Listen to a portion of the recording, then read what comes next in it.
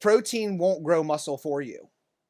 You have to tell muscle to grow. So the first step in putting on weight, on gaining muscle, is the exercise.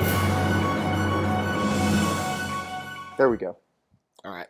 So yeah, we're back. This is what, our 5th episode now, and we're just gonna finish up protein. This will be a shorter one, hopefully, because we just wanted to talk. We didn't talk about like protein as it applies to exercise and nutrient timing and the types of protein supplements. Like, I actually don't really consider protein a supplement like whey or powdered proteins, as I do a convenience. It's a lot easier to carry around a little powder than it is, cooked chicken breast or something like that. But we'll call them supplements because that's what they are considered. So yeah, that's what this episode is going to be about mostly, is how to approach that side, the exercise and supplementation of protein. So cool. Yeah, yeah. So, really, we always kind of try to work in some pop culture, fitness trends, things like that. We can't not have this episode. We can't have this episode not talk about the death of Black Panther. So Chadwick Yeah. Boseman died of colon cancer, I I believe. believe so. Yeah. So that's sad. That does kind of lead me into, I'm really trying to find a way to talk about preventing cancer with nutrition and not seeming like I'm blaming him for No, and his disease. colorectal is one of the bigger cancers that I Mhm. think there is a large nutrition impact on it. But there, I mean, it's massively, there's just lifestyle, genetics. I mean, there's a Yeah. lot that factor into it. Like, I mean, and I think cancer in and of itself is misunderstood. Like, cancer is not a single disease that you can say, like, this is cancer, this is how it works. It's really a litany of anything where there's these rogue cells that are proliferating and causing disjunction in the body. So it's not just like, oh, cancer, there's, this is the cause, this is the solution. It's still something we're learning a lot about. Um, we don't know enough about nutrition and how, I mean, like, yes, it should make sense that it's impactful with it, but every person that's claimed that they cured cancer or beat cancer from nutrition wound up being farce. They were lying. Yeah. There's all kinds of this. Some girl on YouTube claimed that veganism cured her cancer and then died of cancer like a few months after. I mean, like, so it's, I know The that irony on that one's garlic is the painful. big one. Garlic has very powerful anti-carcinogenic properties. The issue is you have to chop the garlic and let it sit for about 15 minutes before the reaction occurs once the cell is ruptured. And after about 15-20 minutes, it becomes stable so you can cook with it.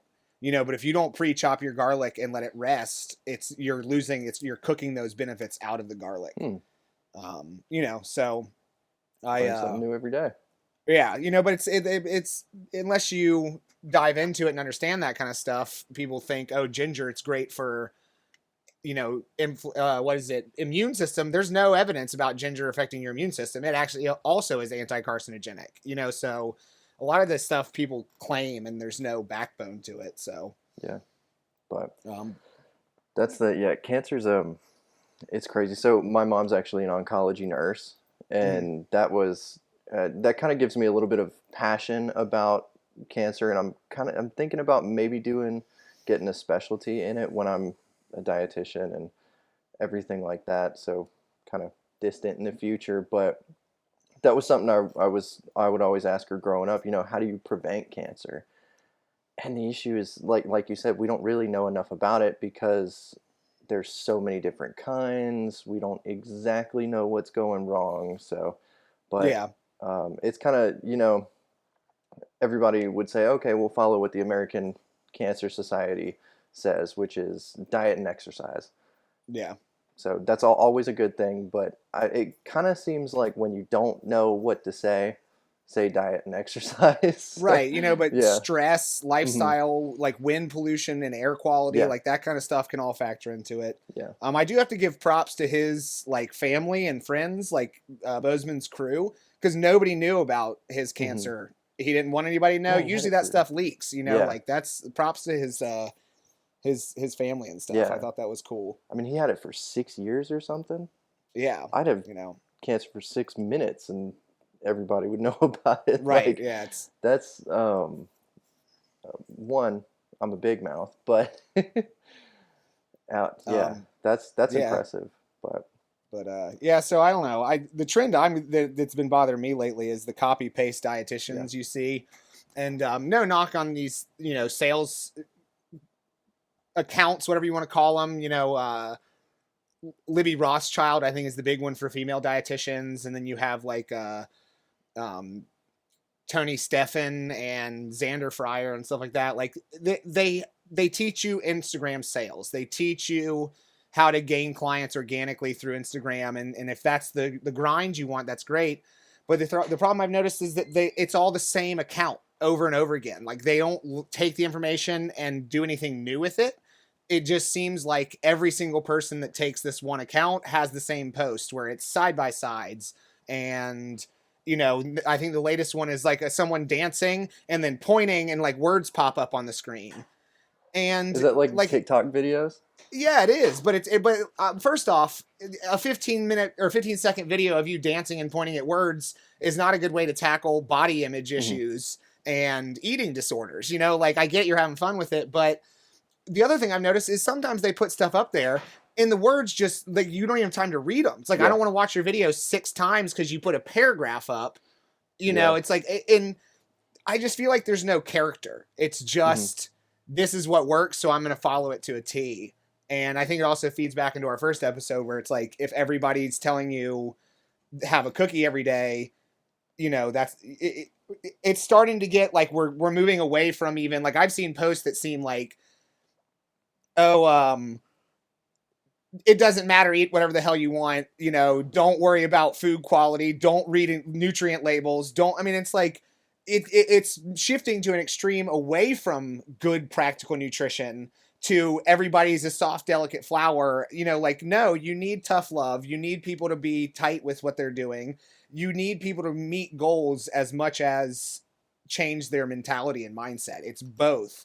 And I feel like the shift is moving all the way to like eat whatever the hell you yeah. want, like just It's love yourself. It's good advice, but you ain't gonna lose weight doing that. Yeah, it's really interesting with that because God, I can't stand seeing that. The best example I have, I went searching for dietitians on Instagram to follow. I followed one. The first post of theirs I saw, they were holding this thing of cotton candy that was the size of their head, and the caption said, "Want to know how you can eat things like these every day and still lose weight?" And it was so marketing and so much geared towards grabbing your attention and getting your clients that I just immediately unfollowed them because Right. it felt like it was perpetuating misinformation. Like, no, you can't, like, a dietitian shouldn't be telling you you can eat an amount of cotton candy the size of your head and at all. That's just Right. not going to be healthy for you. But If you're going to a baseball game, sure, yeah, get a big old cotton candy. yeah, That's don't do fine. it But every like, day.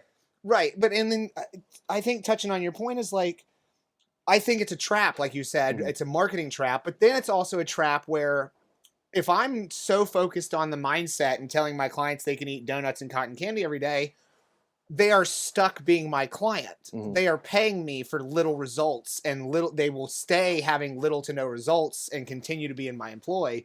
Whereas my approach is I like to educate. I want people to understand the science and themselves and then graduate. My clients should not be with me for more than 6 months to a year. Yeah, But if I'm good enough at my job, they will give me recommendations because of what they learned and how much easier nutrition is for them.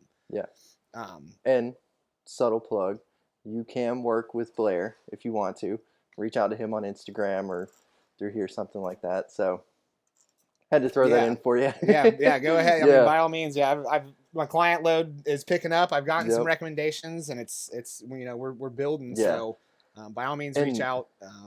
the marketing aspect is one thing because yes, it does grab people's attention. It does get them to become your clients. You can counsel them, and then you can get them healthier and benefit them as you can just being a dietitian versus just a general Instagram health coach. But it's that it feels dishonest to see a lot of the things that we're seeing on Instagram where it just feels like you're lying. Yeah. Kind of like, yes, you can have snacks, you can have little treats, whatever you want to call them, to make sure that you're not restricting yourself, but there's an exaggeration online, which is the issue that I have with it. Yeah, I'm terrible at marketing, especially online. I'm a proof is in the pudding kind of guy, which Yeah. I mean, like I said before we started recording, I actually brought somebody on my team to help with marketing and Hmm. distribution. But yeah, like I would rather claw my way up to a client load just by doing the services, providing the services I want to provide and having it work than putting a bunch of copy and blasting people. Like Hmm. it's just not me. But Yeah. let's move on to Yeah. protein or this Yeah. episode is going to wind up being another hour and a half Yeah. one. Yeah. So Exactly. We got some football so games to watch. we're gonna go over just to give you a little overview of. We're going to talk about protein and resistance training or weightlifting, protein and endurance, and then we're going to talk about like timing, and that includes nighttime consumption. Hmm. I like to call it taking back the night, and then we'll go into like the types of protein, whey, casein, and plant based are the big ones, but we'll kind of break those things down. And then we'll finish up with some myth busting and a little sign off. So Yeah. let's dive into it. I think you read the studies on um, The protein and resistance training. the resistance and endurance training. Yeah. I looked more into the timing and that kind of Yeah. stuff. So Yeah. So there's always this debate: do you need to have a protein shake before your workout, after your workout?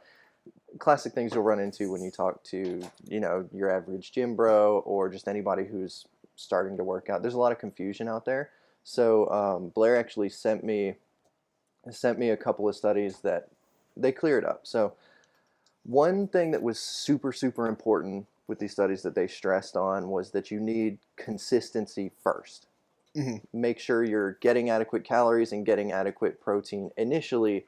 Without that, it doesn't seem to matter whether you have protein after a workout or not, because if you're not consistent with, it's prioritizing things. If you're not consistent with your calories and protein intake, period, your performance isn't going to increase. You're not going to build muscle. It's just consistency, consistency, Yeah, consistency. I mean, and people do argue that total daily protein consumption matters more than post workout or anything Hmm. to that nature. I have an article on, so I'm a Body Logics is a Canadian based company that I've done a lot of work with. I ordered from them with the Dolphins, and they let me write blogs on their website. And I have a whole one. I can post it in the show notes on protein recommendations. But it boiled down to like it was kind of debunking the 20 grams per Hmm. meal myth, and it was more looking at it should be like a calculation based on body size. So zero point 0.4 grams per kilogram of body weight per meal. Hmm. It is about that sweet spot where you're going to hit your protein goals, and that's assuming 5 feedings a day. Yeah. But so obviously it's never going to be that cut and dry, but that's the aim with protein as Hmm. far as the daily consumption. But yeah, What's the I know we're trying to keep this a little bit shorter just because all of our episodes tend to go over what we expect, so we'll keep this a little bit brief. But what's the significance in 5 meals a day? Because there's a lot of confusion around that, whereas people say, oh, eat 6 meals a day because it boosts your metabolism, which is false. I don't think it matters. I Okay. think I honestly eat when you're hungry. I think what it boils down to is for me, zero point 0.4 grams per kilogram is like 34, 35 grams of protein. Hmm. That's a decent amount of protein. I mean, that's a scoop and a half. That's Yeah. a 6 ounce chicken breast. So like imagine turning that into 3 meals. All of a sudden I'm looking at 60 grams of protein per meal, so spacing it out gives you, and that can be 40 grams for breakfast, 20 grams for a snack, Hmm. it doesn't have to be 34 grams every meal. But I think that's just what it boils down to is Okay. the likelihood that you are going to eat that much protein in one Yeah. sitting. Just Um, easier control over it. yeah. But Um, so going back to this study though, ultimately what the study found was that if you were taking protein either before or after your workouts, you did have better recovery, but the performance didn't seem to increase unless you were able to take advantage of that better recovery. But so I'm not too versed in sports nutrition. So what would something like taking advantage of that recovery be for the average person, Blair? Um, so I think like not like limiting 2 a days, oh, not overexerting, not overtrain. Not every exercise session has to be a 10 out of 10. A lot of people, if you don't sweat, if you're not sore, it doesn't count. And like, that's not true. Like it's okay, to just do yoga one day, to have a day or two off, and just go for a walk, be active, but not exercise, which is a lot of the research is showing that NEAT expenditure, NEAT, which is non-exercise activated thermogenesis, matters more for weight loss than the actual exercise, like going to the gym or whatever, because that's parking in the back and walking to the store. It's taking your dog on a longer walk. It's movement that's not dancing. Like that's not exercise. It is movement. It is calorie burning. But I would never go and like dance and be like, oh, I just exercised. So that kind of stuff is I think where it's at, that sweet spot. But you kind of touched on it. I think it's important to note. I always get in this argument, especially, we talk a lot about weight loss as far as how these things are fit in. Yeah. Because that's most people's issue in the United States is they need to lose weight. But I always get perturbed when like it seems to be okay to tell someone who's thin that they need to gain weight. They need to eat more. But if you tell a obese person they need to lose weight, you're offensive. Here's the thing is protein won't grow muscle for you. You have to tell muscle to grow. So the first step in putting on weight, on gaining muscle, is the exercise. Lifting weights signals the cascade. It signals the inflammatory process that says, hey, this muscle's broken down and ready to build. And then protein is just the building blocks that put it there. So keeping that in mind is important. Like you said, it's the consistency, it's the routine, it's the actual exercise that matters most as far as building muscle. And then protein is the recovery. But there's research showing that pre-exercise protein increases fat burn during the exercise session. It was one study, so how accurate, like we said, take one study with a grain of salt, but that's promising. Yeah. And I mean, one study or 100 studies. So you'll be able to tell a little bit more of you can tease out what's true. But the whole point of science, like we touched with Dr. Foley, is that you can repeat it and you should repeat it. So even if there were 100 studies, let's look at what's being repeated too. So right. Yeah. Like you said, it is promising. That's really cool. I didn't know that actually. Yeah. There's too many studies on protein to like cover all of them. Yeah. So I tried to keep it basic, but and I think we're seeing more research on endurance training. For the longest time, protein, it was protein for lifting and carbs for endurance. Mm-hmm. But there is muscle breakdown that occurs during endurance and ultra endurance and that kind of stuff. As a matter of fact, we at FSU did a research on the inflammatory markers following Ultraman races. And Ultraman, if you're unfamiliar, is like an Ironman on steroids. Mm-hmm. I believe it's a like 3.5 mile swim, followed by a 60 km bike ride, and the next day is like 110 km bike ride, and then the final day is a double marathon. Jesus, or maybe it's a Christ. single marathon, but it's insane. But these people got through it, and their inflammatory markers were higher than like a condition you see often in the military called rhabdomyolysis, which is overexertion to the point that iron is breaking out of your muscles and you are urinating blood. So military level rhabdomyolysis, like people going through boot camp and being literally broken down to a cellular destruction, had less inflammatory markers than, I mean, I get it, it's acute, it's single post this race and they start to dwindle, but that's astounding, So there is muscle breakdown, there is inflammation, and protein is great for that repair process. So I think it's important to note, if you are an endurance athlete, that it's worth, jumping in, making sure you're getting enough protein and not just considering that a resistance training or weightlifters vice. Yeah, and really, so what the study that Blair sent me also on protein and endurance was looking at what the RDA, the recommended dietary allowance, is for protein, which is the classic 0.8 grams per kilogram of body weight. And what this study was saying was that if you're an endurance athlete, you need to have way more protein than that. So it estimated using nitrogen balance, which nitrogen balance is, if you're not familiar with it, protein contains nitrogen, and that's what your body uses in that protein itself. And so if you're in negative nitrogen balance, that means you need to eat more protein. If you're in positive nitrogen balance, that means you're eating enough protein. Yeah. But so But testing, sorry, go ahead. yeah, how do you really test your nitrogen balance? You know, I mean, Yeah. it wouldn't be protein consumed versus the amount of nitrogen in your urine. Yeah. Yeah. You know, so, but it's tough. I know ISSN recommends this if you are even remotely active, 1.2 grams per kilogram is your starting point, Mm-hmm. and then all the way up to 2 grams per kilogram. Yeah. You know, This one said for endurance athletes that you want to be looking at 1.65, so we'll say 1.7 to 1.85, so 1.7 to 1.9 grams per kilogram. So really, if you can get a lot of protein in your day, shoot for 2 grams per kilogram of body weight, or gram per pound. yeah, I or mean, gram per pound. a gram It's per easier pound's a that way. little higher than it's 2.2 grams per kilogram, but still, Yeah. if you aim for gram per pound and you fall short, you're still probably within that 1.2 plus range. Yeah. But I mean, this is beneficial for weight loss. It's not Mhm. just like eating more protein means you're likely eating less, processed foods, fats, carbohydrates, and you will see better body composition results and weight loss, fat loss, and things like that.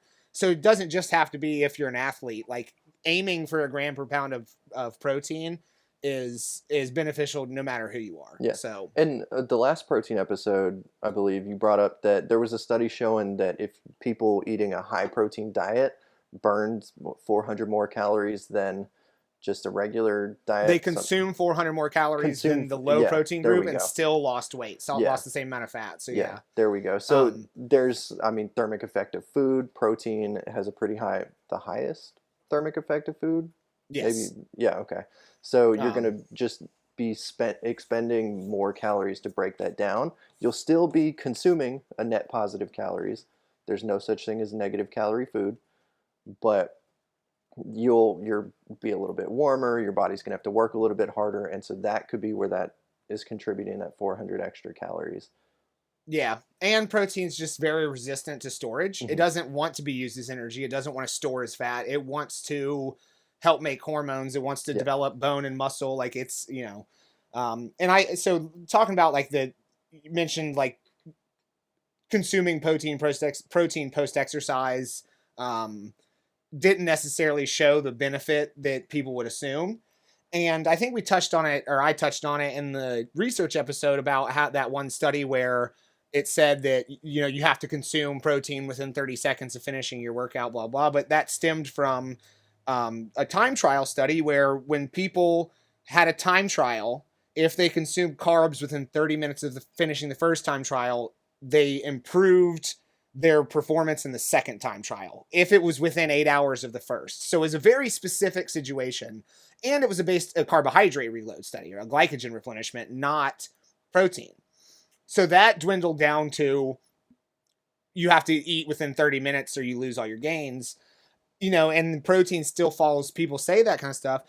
If getting protein in within 30 minutes benefits you, great. By all means, get your protein in within 30 minutes. But you actually have like a 2-hour optimal window of protein consumption and that's an optimal window. If you get protein within 2 hours of your workout, you will more optimally build muscle. If it's after 2 hours, it's just not optimal. It still will build muscle, let's do things optimally, obviously, but at the same time, if it's not realistic for you to mainline protein within 30 minutes, then don't, Yeah. And I do, the last little thing about something I thought about with this study on protein and endurance exercise. So the recommendation is always eat more, eat more whole foods. Sorry, let's finish that statement. Yeah. Eat more whole foods, just kind of diet and exercise and exercise there. So really what this is saying to me, if our recommendations are eat better and exercise, and the studies are showing that you should probably be eating more protein if you're exercising, why is the RDA still so low? Yeah, because RDAs are set for people to not see deficiencies. It's basically the amount needed to That's a not good point. die, Yeah. you know. Um, and we can throw a little myth in there, early. But one of the myths, I didn't even write this on the show notes, but one myth that I can't stand is the muscle weighs more than fat, muscle burns more calories than fat, all that kind of stuff. Muscle is very metabolically inert at rest. Your body does not want to lose muscle. So no, it's not burning 54 calories per pound, because if you do the math, every time if you add 10 pounds of muscle, you're not burning 540 more calories at rest. You know, um, what it really boils down to, I dove into it, is it's your oxygen debt. So when you exercise, your body starts to heat up and things change, and it uses a lot of energy, and you're breathing a lot, and your body has a debt that it owes itself when you finish exercising. And different exercises have different links of oxygen debt and deficit. But continually having an oxygen debt or deficit, which basically means regularly exercised muscles burn a lot of calories. So if Nick and I were the same height, weight, age, everything, we were clones of each other, and I exercised every day for 40 minutes and he exercised twice a week for 2 hours, and the timing wound up being about the same, I would have a better physique, I would have more energy expenditure, a better resting metabolic rate, because I'm using my muscles every day and he's doing it twice a week. Yeah. So That's going to be another note on consistency.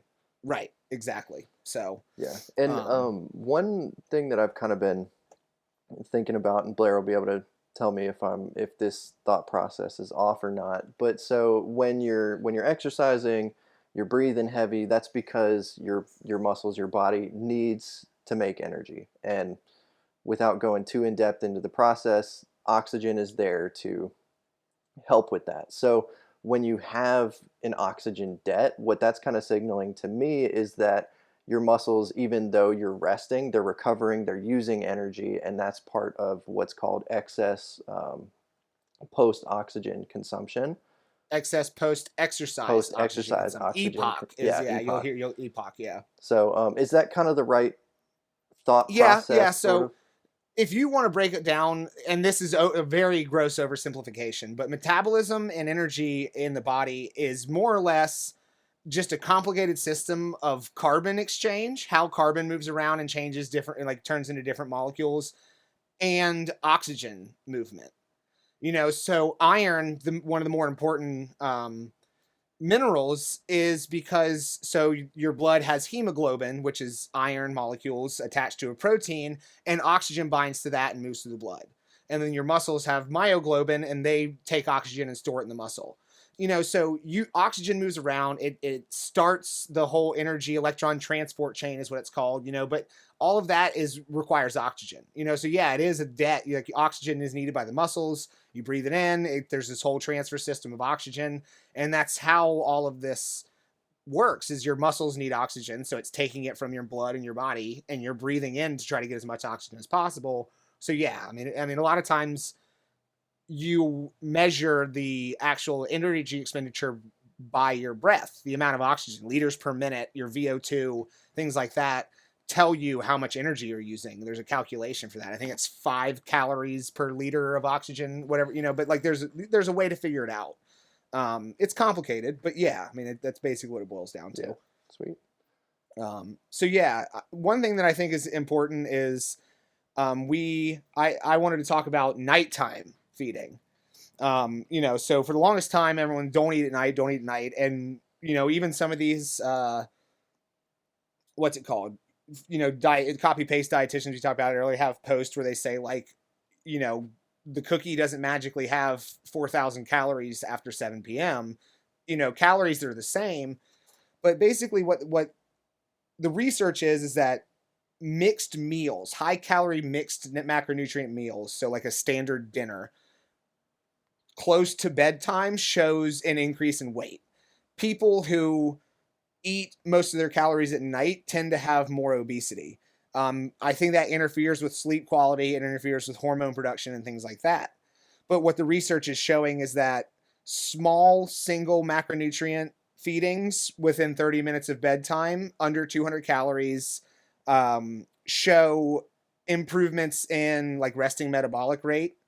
Some have shown improvements in sleep quality, and satiety. I think casein, actually, very specifically, casein before bed showed an improvement in satiety the following day. People were not as hungry when they woke up, and improvements in resting metabolic rate. So there's a lot of benefits to small feedings before bed. And that included carbohydrate or fat, like they did with cereal, like small things. So it doesn't have to be protein. My argument is, one, protein's tough to get a lot of sometimes. Two, you might as well take something that's helping your body recover and build, as opposed to just, you're likely getting enough carbohydrates during the day. But having 200 calories of ice cream is still beneficial to not eating anything. Like, there are metabolic benefits. So, if you want to wake up and feel less hungry, casein's your friend. It's a good protein to throw in there. And a lot of that research has come out of Florida State. That's something we were big on, is that nighttime, but taking back the nighttime. But it's not isolated to protein. Protein just kind of has a little extra benefits to it outside of, it helps with, sleep and that kind of stuff. Yeah. So what would be, just to kind of keep a little bit practical for anybody who's super new to nutrition and everything, what would be kind of your recommendation as a quick little snack before bed? Maybe like a Greek yogurt with a little bit of fruit on it. Cottage cheese. You could have a handful of nuts, a little bowl of cereal. But the thing is, you just have to be careful with your portion sizes, because, like pasta, people typically eat 3 servings of it, not the one, so like cereal can quickly be a 600 calorie meal if you're using whole milk and, you pour a bowl and a half of it, yada, yada. So, that is one time where I will say, like, make sure you're eating a specific amount of food and not going crazy, or just a protein shake, and this could be a good segue into the types of, protein supplements they have out there. But, that's why I say it's convenient. I don't necessarily want to eat a chicken breast before bed or have 2 cheese sticks. It might not sit well on my stomach versus, scoop of protein and water, chug it down, ready for bed. Yeah. And before we go into the type of protein supplements there, I do kind of want to note, this is anecdotally for me, when I have something that's higher in carbohydrates before bed, I actually wake up starving. So yeah. I'm probably overeating a little bit, shooting my blood sugar up, and by the time I wake up, it's bottomed out and my ghrelins through the roof, everything like that. So that's where things like protein come in. It'll keep you fuller for longer. It won't spike your blood sugar as crazy as like the ice cream would. So it's kind of what it's sounding to me is that it's good to eat something small, but when it comes to what you're eating, that'll affect your next morning. Right. Yeah. Yeah. And, I think it's just, and be practical about it. If you have dinner at 9, but you don't go to bed until midnight, it's not realistic to not eat for those 3 hours, so plan on having a small snack before bed around 10 or 11. But if you eat dinner at 9 and you go to bed by 10:30, you might not need that. You've digested it, just go to bed. Yeah.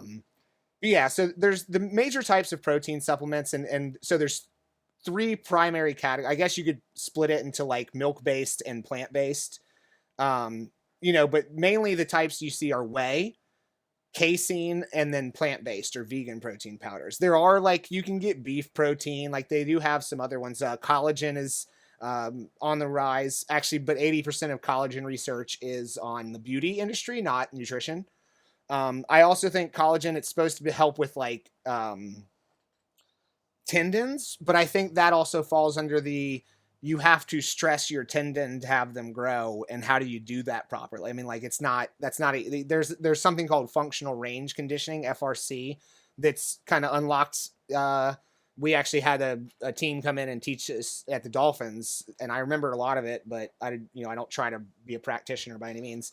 But so we'll leave collagen out on this one. But so the big difference, whey and casein are both milk-based.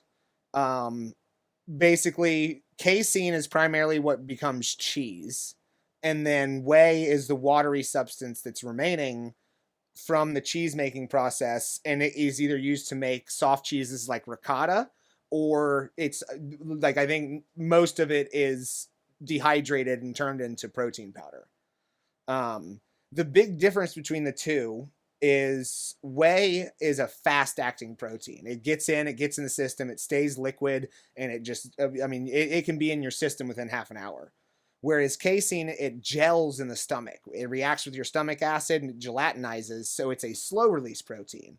So you will get like slow infusions of protein over a 2-hour period or whatever length of period based on your speed of digestion from casein. So that's probably where that satiety thing comes from. Waking up feeling less hungry is your digestive system is down regulated because you're asleep, and it's this gel protein, so you're getting just a small constant wave of protein the entire night or until it's all used up. And then plant-based obviously would be all from non-animal sources. Important thing to note, if you have milk issues, milk allergies, lactose intolerance, that kind of stuff, you will want to do a plant-based protein because it can cause upset stomach and things like that. But that's very specific to lactose intolerance, or having an allergy. It's not just like, so yeah, do you have any questions or anything to add before I dive deeper into those? Or for milk, this is more of a prediction question. It seems like every so often, about quarterly every year, more information comes out. This company's mistreating their livestock, things like that, like factory farming. Fairlife. We're still against Fairlife. I heard they switched farms, but no, that video like bothered the crap out of me. So if you like Fairlife, Organic Valley it's expensive, but it has the same style. It's called an ultra filtered milk. If you're not familiar with the Fairlife, the way they process it has twice as much protein, half as much carbs, half as much sugar, and it's naturally lactose free. So it was a great product until they found out that they were like leaving their cattle in like 110-degree cages and like beating them and killing them and stuff like that. So the video is horrific. But Organic Valley is a Wisconsin company, and they're a good company as far as I know. So, if you like that style of milk and like you just like your Fairlife too much, check that out instead. I'm not funded by them. This is not a plug. I just don't like inhumane companies. Yeah. So. Yeah. But so do you kind of predict that performance nutrition and the fitness industry and everything is going to start to get away from milk-based, or is it a little too cheap and convenient to use milk-based? Yeah, I think it's kind of ingrained. Yeah. And the whey is king. Mm-hmm. So there's several things you have to look at, and whey can be broken into concentrate and isolate. But to me, like, the difference is negligible. First off, get a protein powder that tastes good to you. But isolate is like more pure. It's like 95% protein, whereas concentrate's like 90 or so. But it's 20 grams, and isolate will have like 1 gram of carb and no fat, and then the concentrate will have like 2 grams of fat and 3 grams of carbs. Yeah, it technically has a little more calories, but if it tastes better, if you're gonna drink it, like, are those 20 or so calories really going to throw? I mean, like, that's splitting hairs in my opinion. So like, I don't think there's a huge difference there. So we'll just call it whey versus, but whey's king. I mean, as far as muscle building, whey beats out both casein and plant-based proteins. It just gets in the system better. Like, if you can tolerate milk-based, whey is your friend. Do I think the satiety benefits of casein overnight are worth buying a casein protein? No. I think if you have whey, just use that. But it boils down to, bioavailability. Animal proteins are about 90 to 95% bioavailable, which means if you drink 20 grams, you will get 18 of those grams. And then plants, their protein typically is about around 70. So if you drink 20 grams, you will get about 14 of those grams. So plant-based proteins are more expensive. They are less bioavailable. If you don't get one that's sourced from multiple types of plants, you don't want just brown rice, because then you fall into the completion aspect that we talked about last episode. You want it to have quinoa and coconut. Like, just make sure it's a variety, not just brown rice protein or something like that. Stay away from soy. Soy's not great. And then, I think it tastes like sand. I mean, like, honestly, like, Body Logic's the company. Theirs is one of the better ones I've had. Vegas Sport's okay, but they all feel like sand to me. And like, so I had a company send me cricket protein. I was very interested in it because it's incredibly sustainable. It's awesome for the environment. It's cheap to manufacture, but people were like, oh, it's crickets. If I put the cricket protein and a plant-based protein side by side mixed, I guarantee you every single person would say that the plant-based protein was the cricket one because it tastes grosser. You could taste the hairy legs. Like, no, that's what I'm saying is they think they can, but the cricket was more smooth. The plant-based, that's what I'm saying. I misunderstood what you said. Yeah, they would pick the plant-based thinking that was the cricket protein because of how sandy it is. Yeah. The cricket protein was better texture and flavor than the plant-based proteins I've had. Yeah, the only plant-based protein I've had was from Redcon 1, and it tasted like sand. It was terrible. Yeah, so people think like plant-based equals better, and that's not the case. So if you can tolerate whey, that is your friend. It is cheaper, it tastes better, it mixes better, and it has better muscle building improvements. But I actually wrote an article on like vegan diets and athletes, and I'm not a champion of the vegan diet, but if someone wants to be vegan, I want them to be the best they can at it. But it's just like, it's called the naturalistic fallacy. And it's the idea that anything natural is better, and that's not always the case. Yeah. Should we shift more towards natural things? Yes. But cyanide is natural. Cocaine is natural. Those things are not good for you. Medicine is not natural, but those things have healing benefits, so it's an improper way to think, to say natural equals better or plants are better. No, plants are better at some things and they're healthy, and everyone should have bountiful amounts of plants in their diet for fiber, for vitamins, for, whatever it is. But, that doesn't mean that plant-based proteins are automatically better. Yeah. And then, a quick little tangent, because this was something I thought about yesterday, irrelevant to protein, but so still kind of on the topic of milk. There's been a pretty big shift away from cow's milk just because of the mistreatment and everything of livestock towards plant-based milk. Are we going to see any sort of fortification of plant-based milk so that we can put it on the same level as cow's milk? Some are. Like, I actually just got one. It was on sale at Publix. It was called Ripple. Okay. And it's I think it's a pea protein, but it's a plant protein milk. Okay. As opposed to like almond milk. I hate almond milk. Like, if you just want a creamy texture and you can't do milk, like you have a milk allergy or aversion, by all means. But almond milk is way more wasteful than people think. I think it takes 96 or 116 gallons of water to make a half a gallon of almond milk. Water, yeah.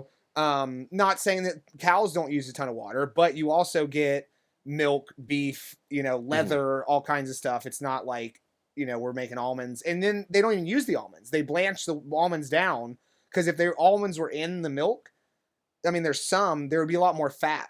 Almonds are very fatty, but there's 2 grams. So there is some fortification, like that Ripple has protein, and I think almond milk has like calcium added to it and stuff like that. But I think it's nutritionless dredge. I think it's literally white water. It's a creamy substance to make people feel better about not consuming milk. Yeah. And if you noticed on the myth busting, I added milk and exclamation points, because my favorite way that this was, my major professor, Dr. Ormsby, put it this way, and I loved it. I thought it was just beautiful delivery. This girl raised her hand in class one time and asked, like, "Oh, hey, how do you feel about milk?" And he was like, "Well, how do you feel about milk?" And he's like, "Oh, it's disgusting. It's terrible for you. There's this misbelief that milk robbed your bones of calcium because of the pH change that it caused in your system." Like, things don't change your pH like that. Alkaline water is stupid. Your body is incredibly good at balancing your pH. And then people will take alkaline water and add lemon to it. It's like, why would you take something that's a base and add an acid? So now it's just regular fucking water. Yeah. But yeah, like, I won't get started. We'll do alkaline water on a different episode. Yeah, that can be another myth bust. But so he goes, "Okay, so you don't like milk?" And she said, "No." And he goes, "Then don't drink milk." And he was like, "Blair, how do you feel about milk?" I was like, "Oh, milk's cool." And he goes, "Then you can have milk." But people have to push their agenda, Mm-hmm. and it's not rooted in anything. People just think milk is bad for you. I was telling someone today, 90 or so percent of the world is lactose intolerant because most of the people of the world live within a certain distance of the equator where there's plenty of sunlight, and they get enough sunlight, and they have outdoor based living and farming, and they do things outdoors, so they have vitamin D provided by the sunlight and vitamin D from like the fish, the shellfish and things like that they eat. If you're of white European descent, where you are far away from the equator, that's where it came from. So the natural milk had vitamin D, and then we started homogenizing and pasteurizing it and baking the nutrients out and then refortified it. But dairy products were used to get that vitamin D. Rickets was a big thing until they discovered that. So it really is, if you're lactose intolerant, if you have issues with milk, don't consume it. If you don't, there is no problem with milk. Zero problem. As a matter of fact, a study I found said that those that consistently kept dairy products in their diet either had no change in inflammation, or inflammation was lower on average. And I think it was all but about 4, inflammation was lower in people that regularly consume dairy. So it does not inflame you. It does not mess your system up. You can have lactose intolerance. You can have milk allergies. That's fine. But milk is not bad for you. I think there's this misbelief, and people spread it like it's the truth. And it's just a ridiculous myth that needs to die. Yeah, that's always an interesting one, because that is a huge one that has a ton of misinformation behind it. So really, which came first, the misinformation or the movement to try to push away from milk is the question. So was the misinformation spread to help that, or did that start it? Probably. I mean, it's Which so came first, crazy, the all this chicken or stuff. the I egg? mean, yeah, and but it always boils down to fat was bad in the 80s because the sugar industry lobbied to Hmm. make fat bad, to take flack off of sugar. So there's got to be, I'm sure PETA was behind some of the milk misinformation to Hmm. scare people away, instead of being able to accurately portray the environmental impact of cattle. The environmental impact and things like that. They just fear mongered. I'm not saying PETA is the only one behind this, but I'm sure that's part of it. Yeah, they're probably the biggest name. Yeah, and then I'm sure somebody said, "Oh, I stopped drinking milk and I feel so much better," and then someone else says, "Oh, I'll try it," and then they feel better. But it's like, when you remove things from your diet, you inadvertently change other things about your diet. So you take milk out, you're probably eating more lean proteins. You're probably eating more vegetables. You're having a salad instead of, Hmm. a bowl with cheese, or even like a bowl of cereal. So you can't just take milk out and be like, "Oh my God, it was the milk," because the research isn't there. By all means, if taking milk out of your diet has helped, then leave milk out of your diet. But if you like milk and you don't see any adverse effects, have milk. Don't let Yeah, anybody convince you milk's bad. yeah, and that is a good thing to note, that you're probably replacing it with something. If you do want to take milk out of your diet, or take anything out of your diet, have something in mind that you're going to replace it with.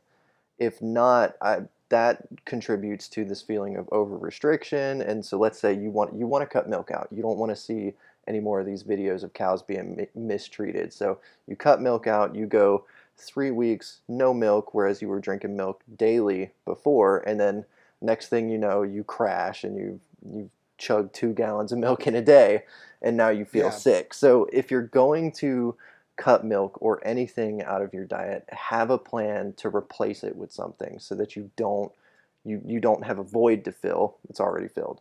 Right. And I think if you love a food, it should not be cut out of your diet. Yeah, Unless there's an absolutely. allergy, like I love cheese, but I'm allergic. I mean, that's different. But what's the point in cutting something out that you love? Yeah, Exactly what Nick just explained is going to happen 100% of the time. If you love ice cream, you say, "I'm not eating ice cream anymore."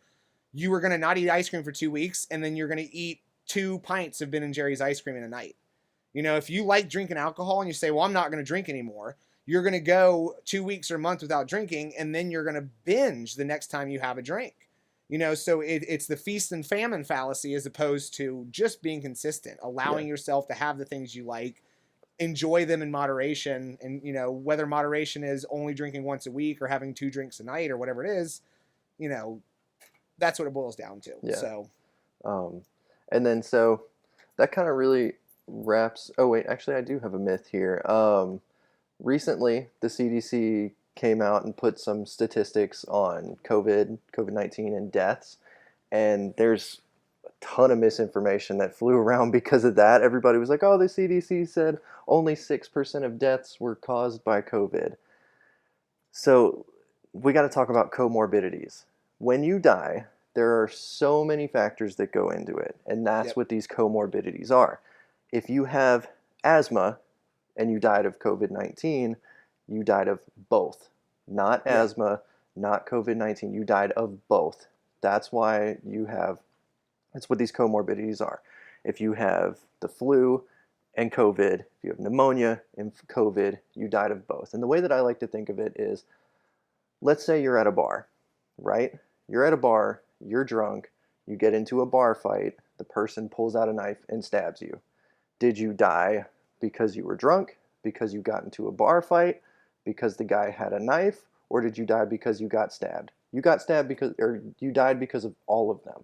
Right, you wouldn't have gotten a bar fight if you weren't drunk, if you weren't there to begin with, you know. Exactly. And I think that's important. Like, AIDS, for example, doesn't directly kill anybody. It makes you more susceptible to, like, I think most people die of like pneumonia or something like that when, you know, but yeah, you might not have died of that pneumonia, but you have COVID and now you did, you know, so yeah, there's comorbidities. And now I don't even know what to do with the numbers on COVID because Donald Trump started his own task force that all the numbers have to go through.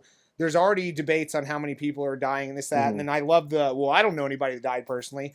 I know a lot of nurses, and they all know they watch people die every day. Like, COVID's real; it is killing people. Yeah. So if you're one of those quack jobs that think COVID isn't real and that I don't know anybody. Like, do you know anybody that died in 9/11?